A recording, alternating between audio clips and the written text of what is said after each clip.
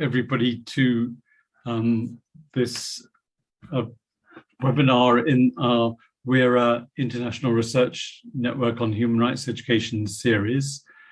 We are just waiting for people to arrive, which they're doing. They're kind of pouring through the doors at the moment as we speak. So let's just get everyone settled, and then we can do the introductions.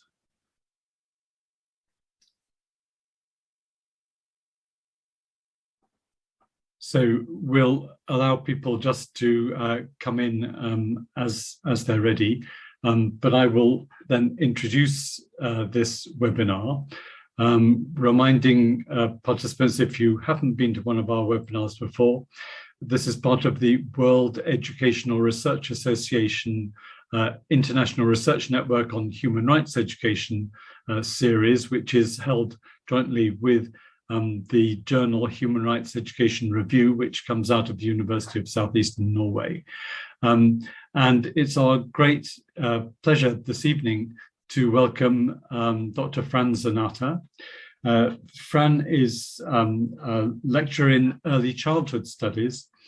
She's in the Department of Early Childhood Education at the School of Education and Communities, the Cass School of Education, the University of East London. Now, Fran has a background in medical anthropology and psychology. She's training to be a child psychotherapist, but she is absolutely a person who combines teaching, as we'll hear in this paper, research, as we see from the paper, and activism.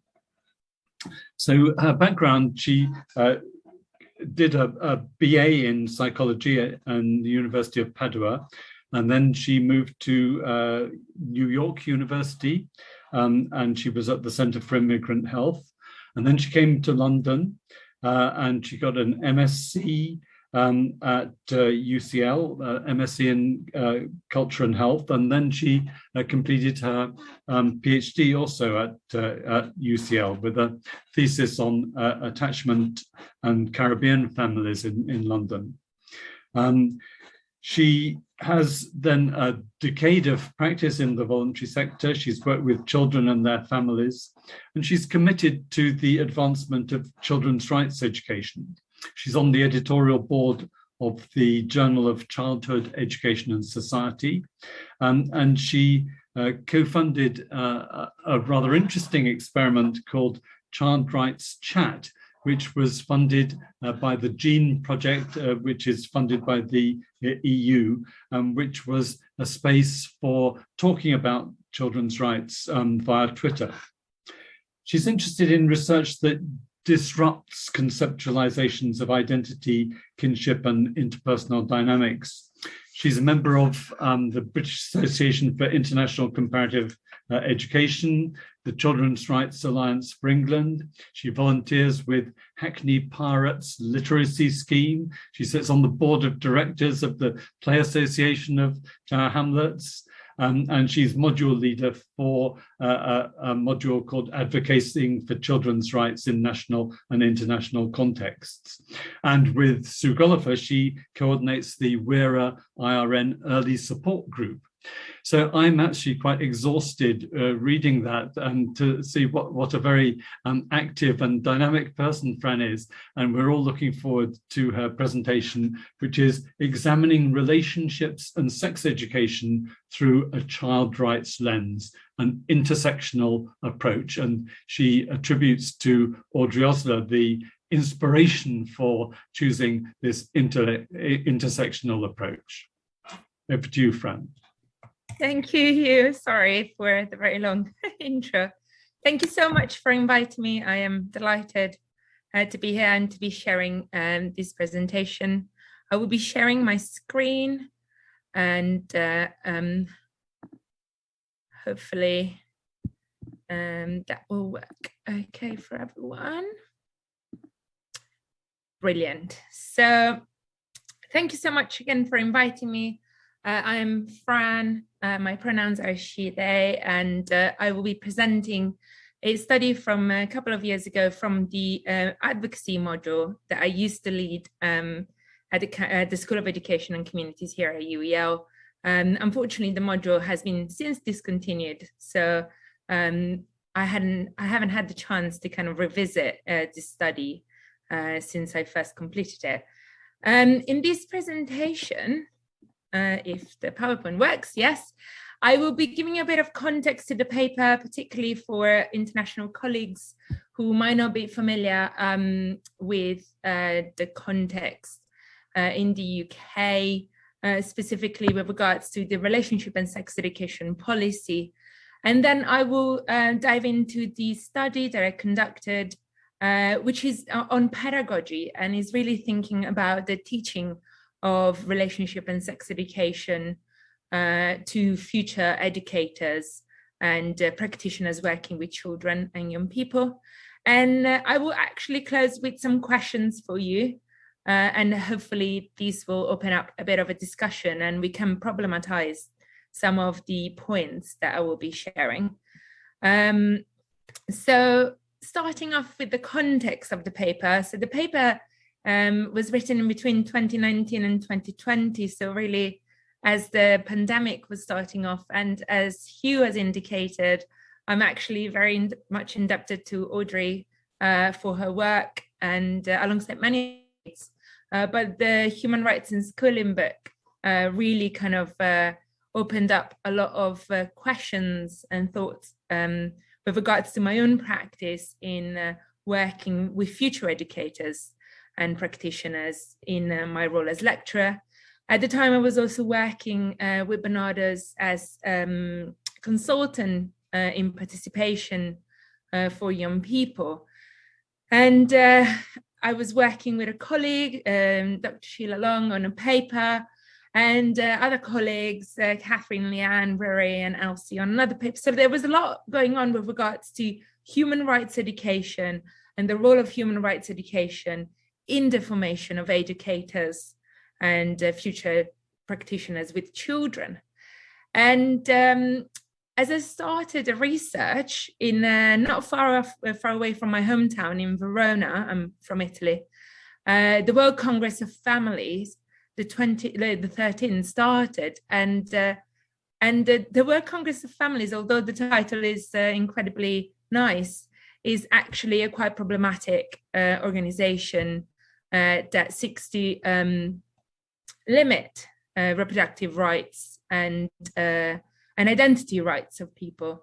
And so all of these kind of different elements coming from the practice, the scholarship, and the activism kind of came together in this paper, and it was quite important for me to be able to formulate these ideas for the research with the students. And then this happened, and I'm going to share a very brief clip from a film. And big thanks to Fringe Queer Film and Arts Fest for introducing me to this film. The film is called 120 BPM, and I'm going to just share the clip first, and then we can think about why. Hopefully it will work.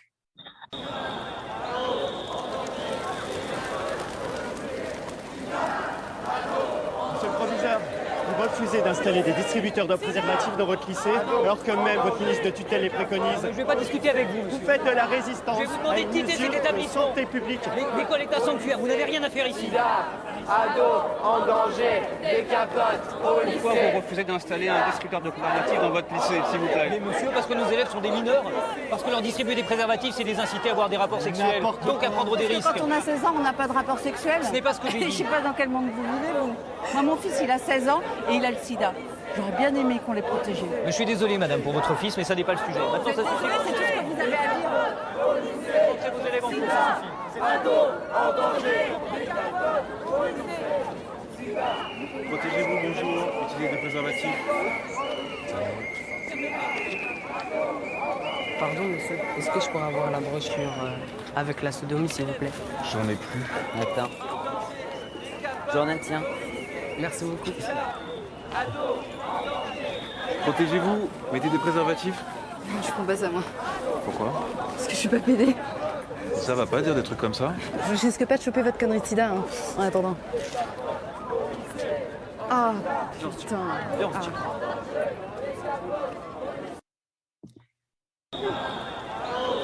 Sorry.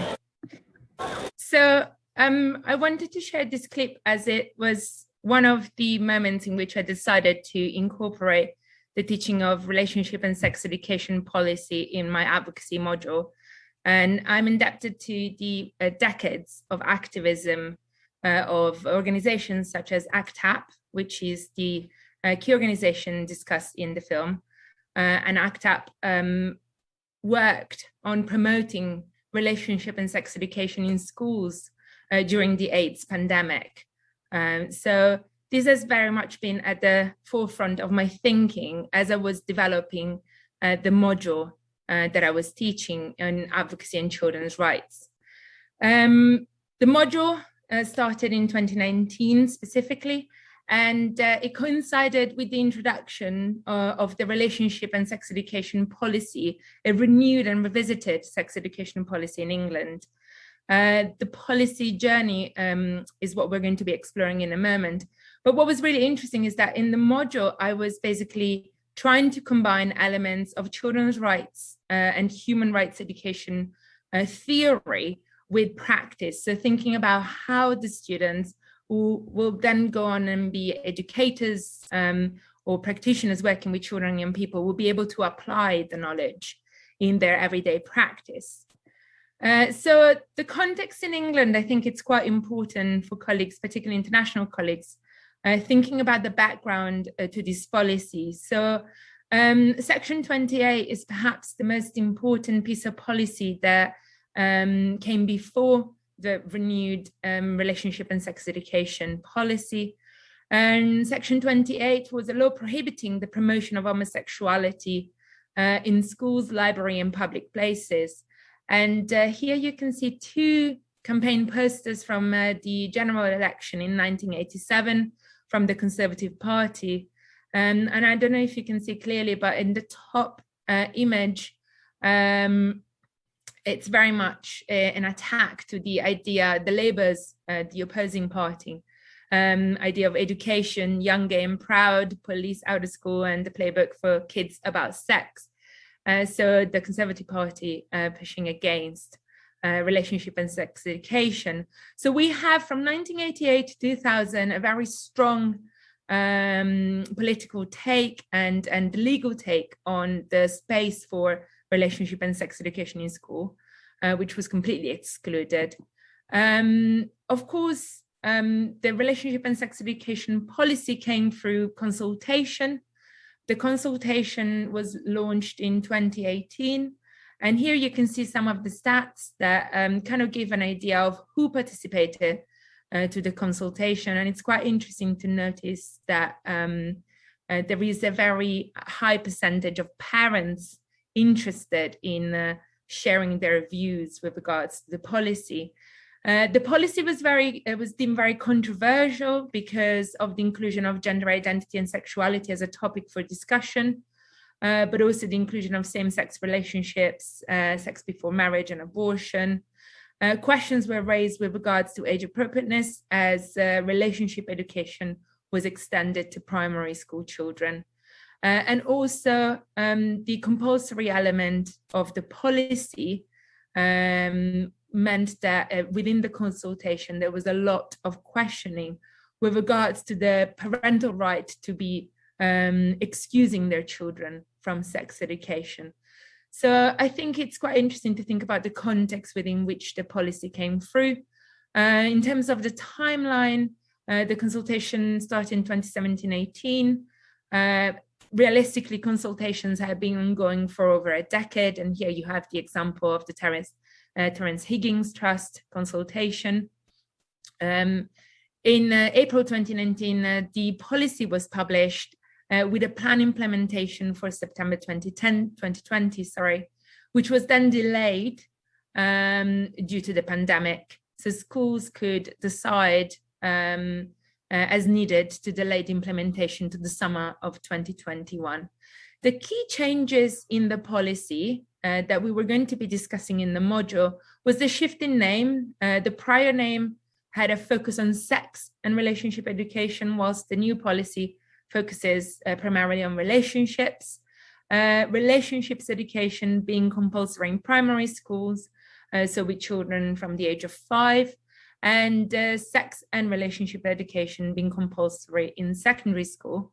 And very important also, following the consultation that we just discussed, the parental right to withdraw children to be managed at school level. For international colleagues, it's quite important in terms of context to understand that this policy means that relationships and sex education is not part of the national curriculum.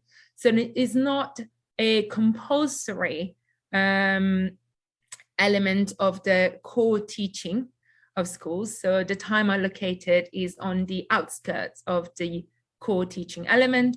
The knowledge share is not tested and is not checked. So the content that is taught is very much depending on the individual schools. So the emphasis on responsibilities on the individual schools.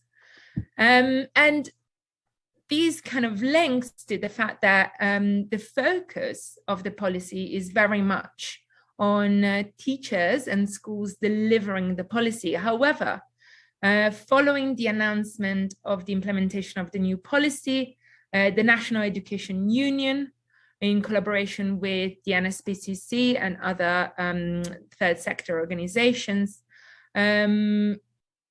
assessed what was the idea, what was the response from teachers and head teachers in England. And half of the teachers polled indicated that they felt quite anxious and they felt like they lacked the confidence and the knowledge to be able to implement the policy. So whilst on the policy side, there was a very strong emphasis on the schools to implement the policy, on the school side, there was a bit of anxiety with regards to how to implement the policy, but also how to ensure that teachers felt confident and comfortable about the teaching of the topics listed before. And don't forget the controversial nature of these topics, which is very much at the heart of this discussion. The reality is that the gap in teacher training is quite an important element, and previous research has identified the gap in teacher training as a crucial point that goes to impact on the quality and the efficacy of the delivery of relationship and sex education. And although there are many amazing examples of effective and participatory practices and pedagogies, it's very difficult to connect these practices to the individual teachers and schools. So the beliefs and attitudes of individual educators are crucial factors in the delivery of relationship and sex education. And as I was revising the paper ahead of this presentation, I was reminded actually of how true this is, as my experience of relationship and sex education in Italy. I guess the most memorable moment was when we were shown Christian F. By my religion teacher in secondary school, and the religion teacher stormed off from class as we were watching this film. So it's quite interesting to think about the importance of the beliefs and attitudes of educators in the delivery of relationship and sex education. And this is at the heart of the study, alongside the fact that it's important to recognize that relationship and sex education, very much so as human rights education, is a political subject. And the constructs, the concepts, that are shared within relationship and sex education are, in my opinion, and in Foucault's opinion, perhaps, social constructs. So thinking about sex, gender, sexuality, identity, power, knowledge, and the political agendas and ideologies within which relationship and sex education happens are crucial, and we ought to take into consideration what these agendas and ideologies are. And as educators, I believe it's our responsibility to challenge and question them and problematize them, and the aim of the module was very much to equip students as future educators with the tools and the possibility to question and problematize these agendas and ideologies. This leads us to the study. And as I start talking about the study, I'm going to have to give you a bit of background on the module. And I wanted to take a moment to kind of acknowledge two other amazing individuals that have very much informed my thinking around this research. Unfortunately, they both passed away in the last 2 years. Professor Barrow and History of Sociology of Childhood and her work around thinking and problematizing sociology of childhood, and Professor Bell Hooks with the critical pedagogy approach, and particularly the book Teaching to Transgress. And of course, the work of Professor Berman with regards to deconstructing developmental psychology. So these core readings and core theoretical thinking were at the forefront of my creation of this advocacy module in the Department of Early Childhood Education here at the university. And the module was a 24 weeks module, and the first 12 weeks focus on problematizing the teaching of relationship and sex education. So students were invited to think about their understanding of the policy from an advocacy perspective, from a children's rights perspective. So children's rights education was very much at the heart of the work that we developed together. Throughout the first few weeks, students were invited to create a wall of knowledge, and we'll see that in the discussion of the data in a moment. And through this wall of knowledge, we kind of identified what were the constructs of childhood, the discourses of childhood that were shared in the classroom. And of course, elements of agency, innocence, citizenship, and consent were the focus of our questioning and problematization. This was conducted through an approach informed by critical pedagogy, where my teaching was really aimed at destabilizing the structures of power. So inviting students to share their knowledge, their information, their views and their beliefs, so that we could together think of a way to deconstruct and reimagine, reformulate our understanding as practitioners and activists and scholars of relationship and sex education. And a third lens that was quite crucial in the development of the teaching of this module was queer theory. And I introduced elements of queer theory, perhaps a bit of the periphery, at the periphery of the module, to kind of question again concept of childhood normativity, citizenship and temporality through the intersectional lens that Audrey invited us to use. So rather than just thinking through the children's rights or human rights lens, trying to use the queer theory lens to open up the possibility for a decolonialized approach to childhood, a queer approach to normativity and relationship and temporality. So all of these elements were brought together in the module, and the first 12 weeks of the module were focusing on unpacking and questioning and troubling these definitions and discourses of childhood. And students were invited to reflect on their approaches to and reactions to the relationship and sex education policy, and trying to formulate a sort of an advocacy-led response to the policy, particularly in light of the fact that the policy had been quite controversial in its application and in the welcome from the teaching and the general school community. The methods that I adopted in the study, it was very much a sort of an action research, as there was an element of continuous reflection on my side. So I collected reflective notes as educator, and I tried to identify the sites of struggle, particularly with regards to my positionality, and I will discuss that in a moment. With the students, I obtain ethical permission to engage students as participants at the end of the teaching of the module.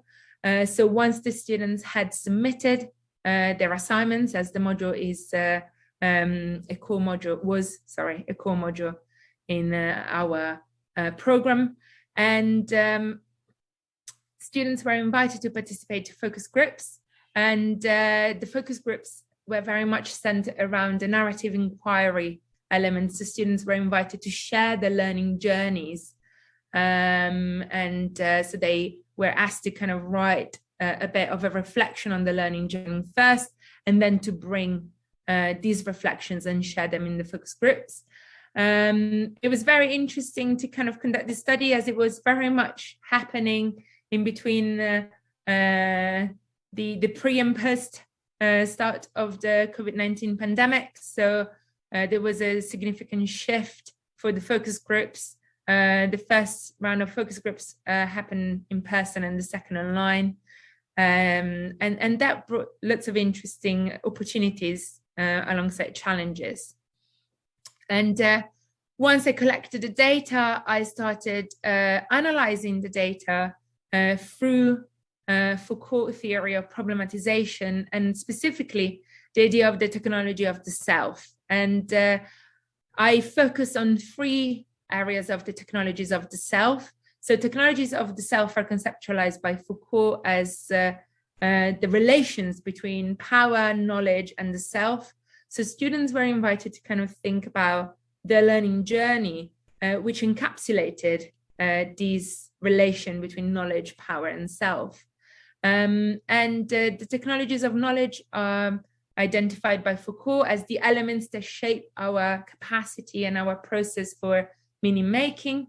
Technologies of power focus primarily on the regimes of practice and power, the regimes of truth, and technologies of the self focus primarily on the negotiation of the roles. So really thinking about how students negotiated their role as learners, individuals, and educators with all their intersectional characteristics as individuals. And I negotiated as well my different roles as educator, researcher, and individual.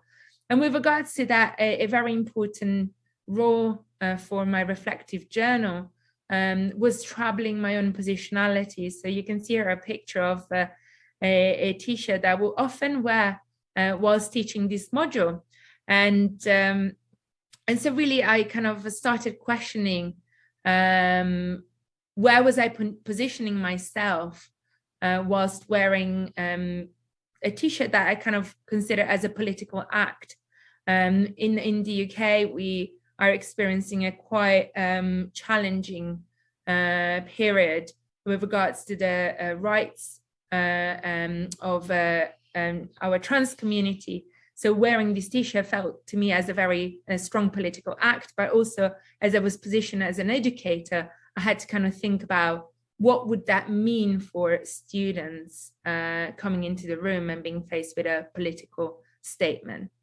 So this paradigm for the analysis really helped me framing and making sense of the student learning journeys. So hopefully I will be able to kind of share with you what were the site of struggles, but also what were the elements of empowerment coming from the human rights education framework in the journeys that students shared with me. So thinking about the technologies of knowledge, human rights education was crucial in grounding the knowledge. So students really refer back to the convention, which was presented in the module as a problematic pillar. But really this knowledge that they gathered from the convention and understanding the United Nations Convention of the Rights of the Child was something that they would go back to in our discussion. And this was filtered through the wall of knowledge, as I shared before. Over the first 4 weeks of the module, we kind of assembled our understanding, our discourses of childhood, to then deconstruct them piece by piece through a human rights education framework. But also engaging the discussion through a human rights framework meant that participation was at the forefront of the teaching. So including children's voices in the teaching was central to the process. And again, this is something the students identified as a tool that enhanced their connection with relationship and sex education through a human rights perspective. The sites of struggle in terms of knowledge were primarily connected to the prior knowledge that students brought onto the module, particularly with regards to developmental psychology. So problematizing the idea of age appropriateness was very challenging. And I think there's something quite crucial about the confusion element, as you can see in the quote, in the bottom slide quote, with regards to the confusion of everything I've learned and what I'm being presented with now in terms of knowledge. Thinking about the technologies of power, the pedagogical tools identified by students through the human rights education framework was very much the political framing of practice, the students feeling empowered to take action, to shift from theory to praxis, incorporating elements of practice, but also incorporating elements of activism. And crucial to this was what students identified was the democratic and community-based approach in learning. So for students to be able to bring their perspectives and their practices and reflect in a safe environment, but also being able to incorporate elements of questioning to the processes and the systems of power that they identified through the process of the teaching and learning in the module. Of course, a site of struggle, and this is coming from students, is the fact that the policy was often felt as a matter of compliance and something pushed onto students as future educators. So this element of struggle and complexity with regards to bringing together their understanding and their wish for the relationship and sex education to be applied, but also the challenge that they felt around the element of compliance. And so quite interesting to think about this element of resistance. But also the site of struggle with regards to their approaches in relation to power, control, and compliance when thinking about childhood as a construct. So there is a lot with regards to how students might approach their work with children and how filtering practice through a human rights education perspective really led to a lot of questioning of these practices. The queer theory lens problematized normativity and compliance, again, normativity particularly. And I think it was very interesting thinking back on my own experience of kind of feeling quite uncertain as to whether I should introduce certain elements of the teaching and learning in the module, and seeing how with students, as the module developed, we kind of co-constructed the content of the module and adapted it accordingly, so that we could focus on these sites of struggle and really dig a bit deeper through the human rights lens.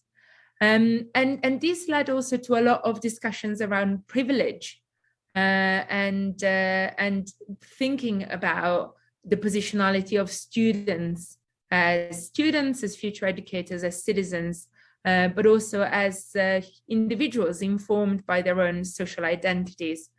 So really interesting to think about how the module, as it developed, became a sort of a site for discussion and for reflection that was kind of going beyond the immediate purposes of thinking about and problematizing and the relationship and sex education policy. The last element that emerged through the analysis of data is with regards to the technologies of the self. And this was incredibly interesting, as the human rights education perspective or element adopted in the module really helped us thinking about the different lenses that were brought to the discussion, and using the model of anti-oppressive practice, really, again, problematizing all these different lenses and thinking about the roles that we have as educators.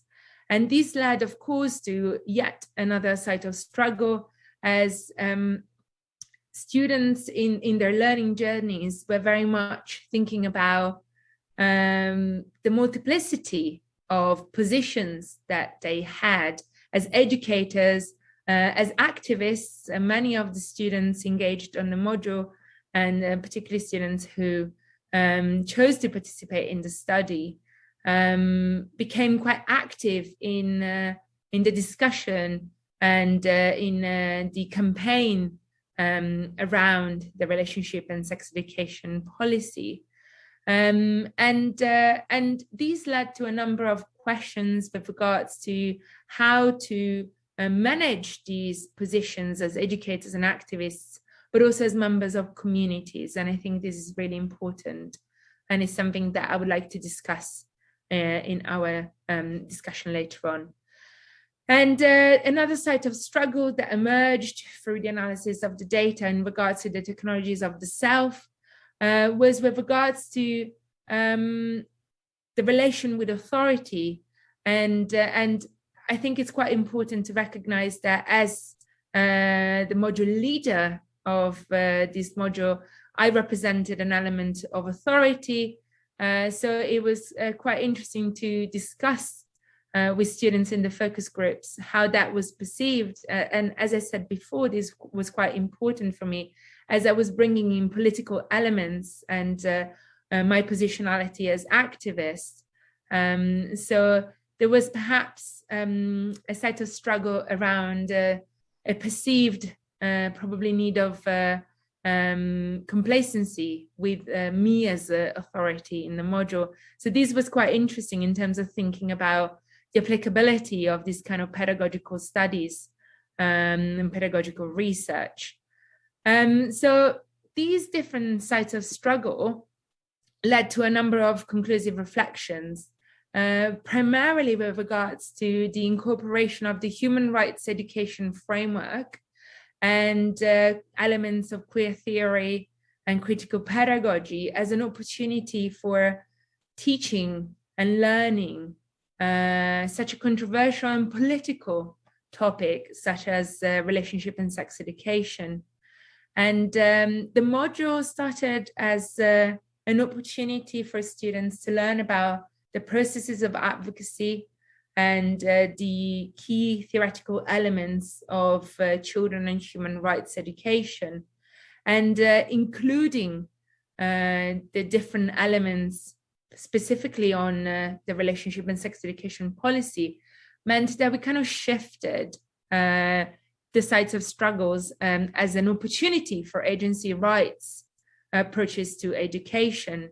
So really, through the discussion with students, it kind of emerged that adopting critical pedagogy and human rights education within the teaching of the module kind of led to the opportunity to question knowledge and the formation of knowledge and the understanding of knowledge, but also the power dynamics that are inheritingly present in the teaching spaces that we inhabit in higher education.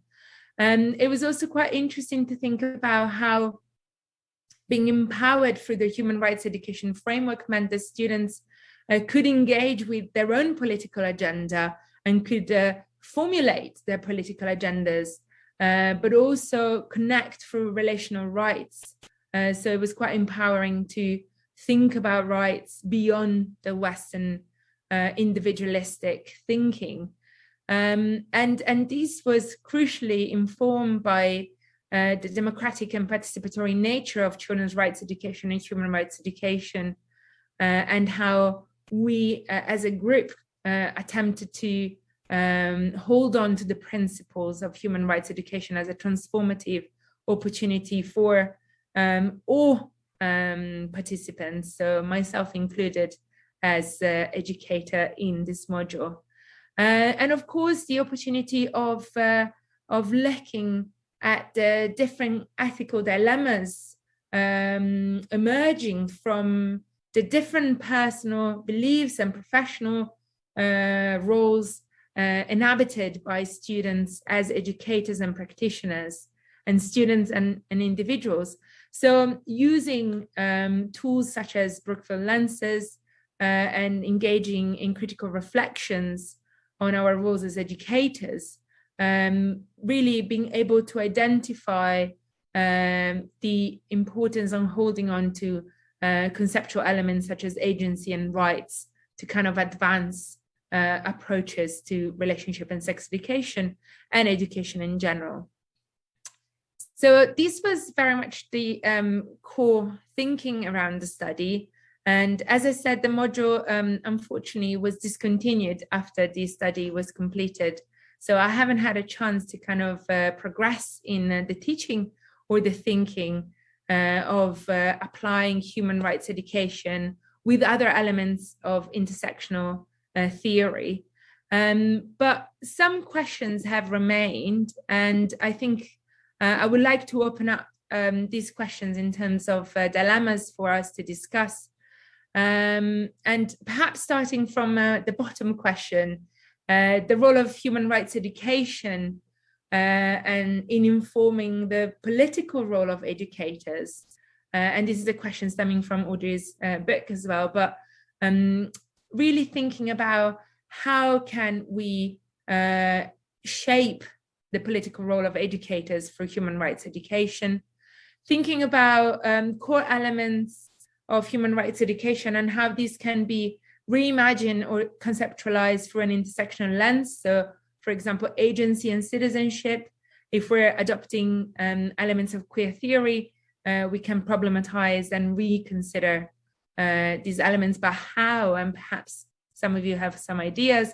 And then crucially, how do we decentralize the focus from Western concept of rights while still holding on to the rights approach? Because as I said, in sharing with students, the power of the rights approach has been incredible and has very much framed the opportunity for the students to be empowered with regards to their own rights. So I wanted to share these kind of dilemmas to open up the discussion. And thank you so much for being so patient with my quite long presentation. I'm going to stop sharing my screen now. Thank you very much, Fran. That was very clear exposition. Even those of us who have already read your paper, because it's published, it's available on the HRER website. I think we will have found your clarity there very helpful in explaining. Fran has set us some questions and has invited some responses. I would like to invite you either to put a question in the chat, or if you like to go to the reactions button, if you can see it at the bottom of your screen, and put your hand up, then I could invite you to ask a question. Whilst I'm waiting for the first hand, I'm going to ask a fairly simple question, I think, which is, Fran, you mentioned the Convention on the Rights of the Child as a problematic pillar. You ascribed that to Priscilla Alderson. And could you just say what you mean by, or what Priscilla means by the problematic pillar? Sure, thank you. I think the paper specifically that I referenced is a paper that was published, I think, for the 20 years of the UNCRC. And the idea of problematic is with regards to perhaps the limitations of the UNCRC in many ways, the Western focus, and also the somewhat top-down approach. And these were kind of elements of discussion in the module. And students found particularly interesting watching the videos available of the making of the UNCRC And there were lots of discussion with regards to representation and who was sitting at the table and the process that led to the UNCRC. So I guess problematic in terms of the fact that it can be sometimes perceived as a quite static document, but appreciating the fact that it's open to possibilities and to different shapes and forms. Right. So I don't yet see any other hands up. So I will ask another question, because the CRC is, of course, a normative document. It sets a standard by which we introduce other things. And you say that queer theory can help to destabilize normativity. And I'm just wondering about that tension between destabilizing normativity and the convention being a normative document. I've seen Anne's hand up, so I will come to her later.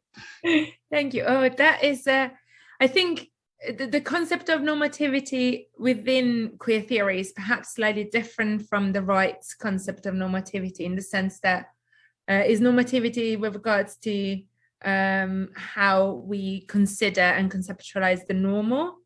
And I think that queer theory has a lot to contribute with regards to reconsidering elements of how the CRC produces identity for children. So that could be quite interesting. In a recent paper, I've tried to argue, for example, for the rights of children to not have an assigned gender at birth, and how could that work and whether that could work. So using queer theory in that sense to kind of question things that we take for granted, such as the assignment of gender at birth. Okay, thanks.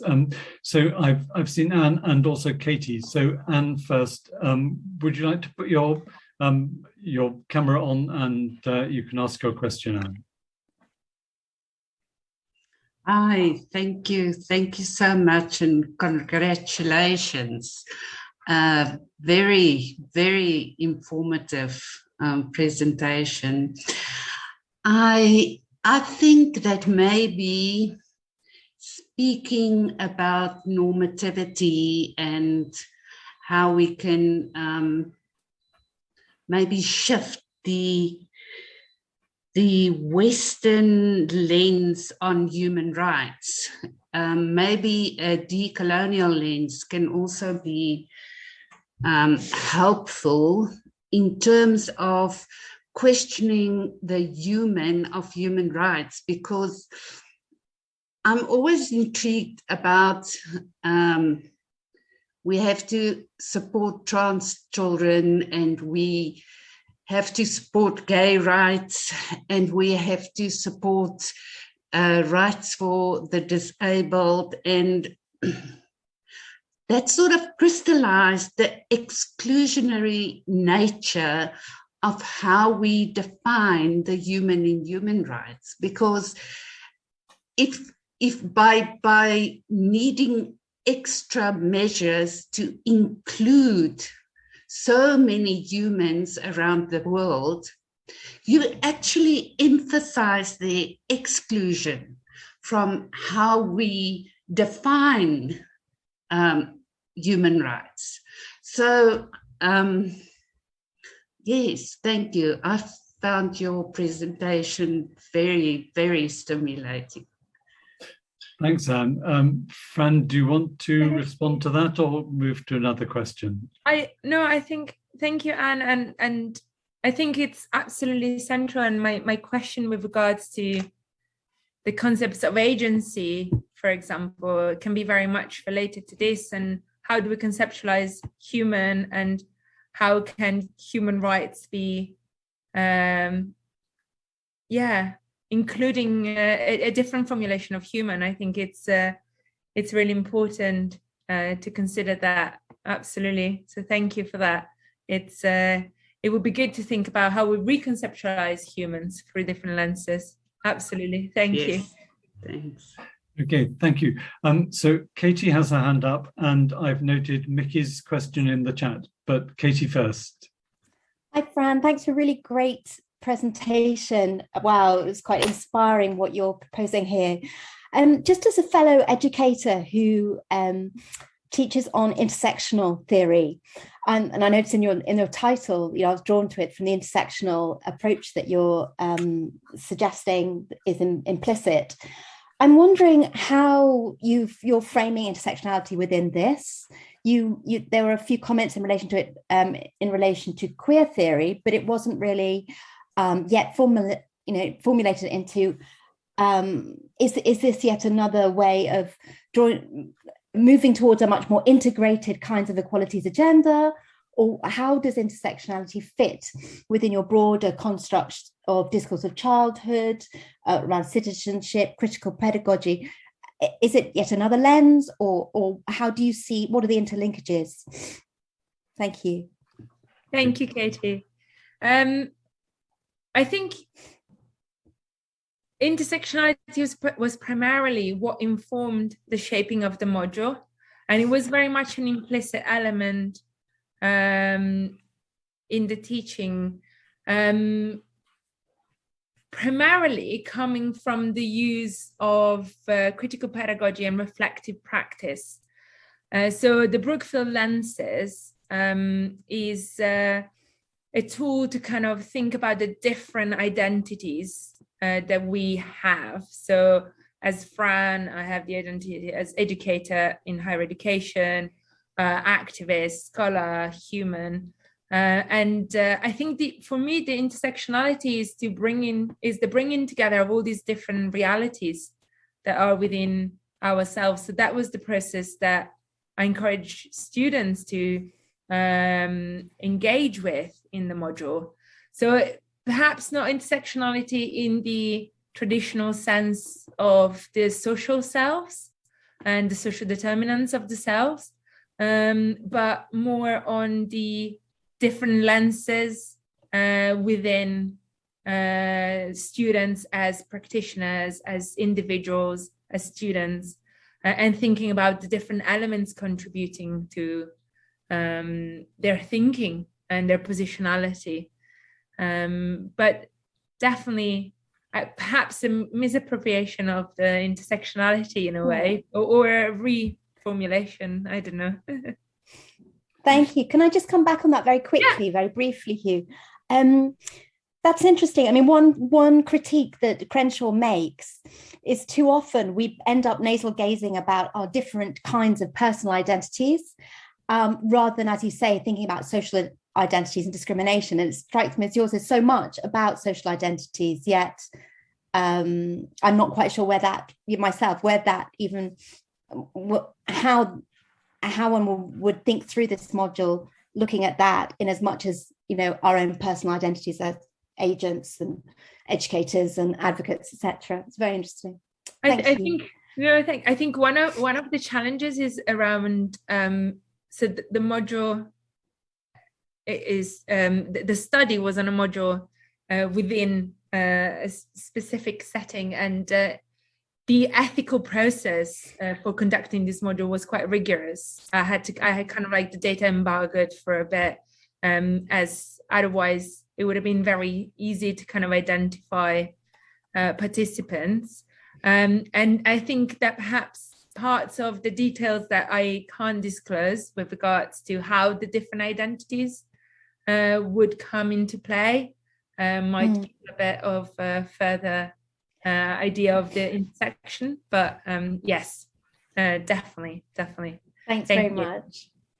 Okay. There's a lot of sharing in the chat. Yeah, you have very supportive colleagues, lots of whom want to ask questions, but perhaps we could have one from somebody who isn't a colleague. So Moran has got a question. Moran, are you in a position to put your camera on and ask it? Hi. Hello. I don't actually think I had a question as such. I rather, at the moment, I am only beginning, a kind of a similar approach to exploring education for sustainable development through a rights-based lens. And I have only just this week had you know, a meeting with my supervisor, as opposed to, you know, are asking me a little bit more about my theoretical framework. And I was struggling with, you know, with how to articulate what I am currently going, what I'm currently engaging with, which is in particular kind of power dynamics. And so I didn't actually have a question as such. I just wanted to tell Fran, this was very timely for me in terms of where I am. So fantastic. Thanks, Moran. We look forward to hearing about your presentation next, then, when you finish your study. Piers has a question. Yes. Fran, so I thank you very much for your presentation. It was fascinating. The way in which you developed the concepts towards the end was really interesting. What I was trying to ask you about was about the ethics of doing this in the classroom. I've done something similar with citizenship education at university, and I'm thinking about how I manage the political choices that I'm making in the classroom, and how do I make myself accountable for that to both the students and to people reading my research. And so I'd like to pose the same question to you, if I may. Yeah, thank you. That is something that I struggle with still, even when I'm not teaching children's rights or human rights. I think the political, when in two ways. First, when conducting research within higher education with our students, I think that is quite challenging, as Jenny is saying. Absolutely. I think it was helpful to have the ethical process to think about preserving the rights of students, but also to think about problematizing my role as educators. And so things such as how I was discussing relationship and sex education, how I was bringing certain elements of queer theory. You know, like the production of knowledge is a political act. So the content that I was actively choosing to share in the module, as much as in the research, and also how I engaged in the reflection on the different sides of struggle. And I think it was great that I had the chance to go back and discuss with students the sides of struggle that emerged in the analysis, and kind of think about my role as educator. And in those discussions, there's been a lot with regards to the complexity of being visibly political in research and in education. And I don't have an answer. I still, every year I line up all my political slogan t-shirts ahead of the teaching year. And then I ponder, should I be wearing them? But also, why not? I don't know. I think in terms of research ethics, I thought your solution was very neat, that you start collecting the data after the program is finished, after they've completed their assignments, so that there's no pressure on them at all. It's all voluntary. And then other issues like what t-shirt you wear, well, that's a question of teaching ethics, isn't it? Rather than research ethics, I think. No, I know, but because being the research part of the teaching part of the research, I guess they kind of come in. The deciding to start the research after the module was completed and the grades were released was great in one side, but in terms of recruitment, had quite a big impact on numbers. And also it meant that I couldn't develop what I wanted to originally develop, which was more of an action research process. So engaging in the continuous reflection. And of course, collecting the data at the end meant the students had gone through the process and of the learning. And I would have liked to be able to discuss the process as it was unfolding, but Oh, yeah. So we've come to the end of our time. I apologize to Jenny and Mickey, but you're both colleagues and you may have an opportunity to talk to Fran at some other time. Before we leave, I would just like to remind you about our next webinar in this series, Wednesday, the 27th of April, 4:30, same time in London, Dublin, 5:30 in Copenhagen, Berlin. And the speaker is Eva Lindhardt from University College Copenhagen in Denmark. She'll be discussing human rights education as a framework for transmitting religion as cultural heritage. And the subtitle is The Child's Right to Freedom of Religion and Belief. So this is a very very interesting and topical, following on from sex education, religious education. We're getting into some highly political dimensions of human rights education and children's rights education here. So finally, I see in the chat very warm appreciation, Fran, for your exceptional research and your exceptional presentation. And we've really enjoyed that, found it enthralling. And a big round of applause, if we can find the round of applause symbol. But apart from that, then bye, and look forward to seeing you next time on Wednesday, the 27th of April. Thank you so much. Bye, everyone. Thank you. Bye.